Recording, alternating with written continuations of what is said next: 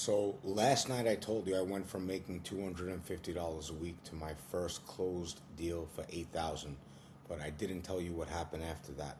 So that was towards the end of the month, and the commission cycle had just finished. Now we're into the new month, but it's only 1 week later, and it's time to second trade him. So we called the client up, and I had my friend. He's a senior guy feeding me lines. We asked him for 400,000. We wanted to bring the account up to 500,000. So we actually got on a plane, and he came out to meet us. So I was not ready to meet him. I was 19 years old. So two of the guys from my firm, two senior guys, took him out. They took him to dinner. They took him to a strip club, and after that, they wound up closing the deal. They didn't take any of my money because they have an override. Um, they eat on the entire room. Anyone who closes a deal, they get a piece. And there's a big incentive for them to help everyone because the more business that's done at the end of the month, they get a nice bonus. So they took my client out. Now my client sends 400,000 to take the account up to a 500,000. Also, in the course of that month, which is the second month that I'm on my own now, for anyone. It's my own business. I opened up a couple of small accounts, maybe 25,000, 50,000. We call those guys pikers. But what they're doing is they're looking to test the waters. They want to see if I could perform, and if I do, then they'll open up and send some more money. So I don't know. Maybe that month I might have did 500, 550, 600,000. I don't remember. It was a long time ago, but I made maybe 40,000 on my second month. So my first check was 8,000. My second month it was like 40,000 plus. And I'm a young kid. I'm living in the basement of my parents' house. The first thing I did is I went out and I got a BMW. I think it was a 528 or a 540. That's the first thing I did. And then I got an apartment in Bay Ridge maybe 2 months after that. My business started to take off. I was able to hire a cold caller, eventually a account opener, and then I started to progress, and everything took off from there. Um, Part of the podcast, I want to teach you guys sales tactics, what we did to get money out of people, some tricks of the trade, and obviously I'm going to tell you some of these stories. So at this point in time, I started to make money, but my work ethic was still the same. I was breaking my ass. I was one of the first in, one of the last to leave, but now I have a staff under me, so I'm training them. They're gathering leads.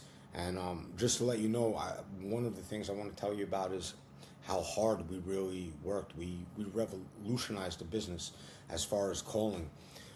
We did Thursday night was our late night, so we actually came in at 5 o'clock in the afternoon, and we worked until 5 a.m. We were calling overseas. We were calling Australia and the United Kingdom. So I'll give you an example. At like 2 a.m., I don't know, maybe it's 9 a.m. Or 10 a.m. in the UK. So we're getting these CEOs, these Fortune 500 people, as they come into office, we're getting them right away. We would call up and say, how are things across the pond? That was when we were talking to Australia. But yeah, we would call people at all hours of the night.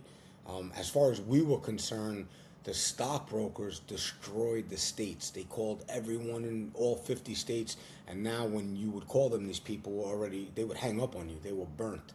So we started calling the United Kingdom. We were calling Denmark. We were calling Sweden. We were calling Australia. We were calling New Zealand, and we were landing whales. I had guys that had 500,000 to 5 million with me. So there are a lot of big money investors out there, and one of the things we would tell these guys is the information that we get just on our lunch break, maybe on a trip in our elevator, is more than your local stockbroker there is basically going to give you. We were telling them we had, I don't want to say inside information, but we were talking to people directly on the floor, directly on Wall Street. I would call these people up on the second trade or third trade and say, the dollar, that's for another story I'm going to tell you. We used to open people on the dollar versus yen and then call them back and trade like Deutschmark or something crazy. We would write the pitches, we would write the rebuttals, and We had rebuttals for everything. I want to go over on this podcast about buy signals. If they say, if the client tells you, I need to speak to my wife, that's a buy signal. That motherfucker wants to buy something from you. If not, he would hang up the phone. If he didn't want to buy, he would hang up. So if they need to speak to their partner, if they need to speak to their wife, they want to be sold. Another thing is silence. You ask them for money and then you shut up. I don't care if it takes 10 minutes of dead silence. The first person that speaks loses. So I would say, I want you to bring your account up to $500,000 and be quiet. The first person that speaks loses the battle. I would wait 5 minutes and they would say, Mr. Gold, can we do 200,000?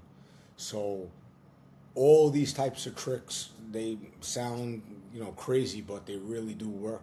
And I'm going to share them with you. Thank you for listening. I hope you enjoyed this, and I'll speak to you tomorrow night.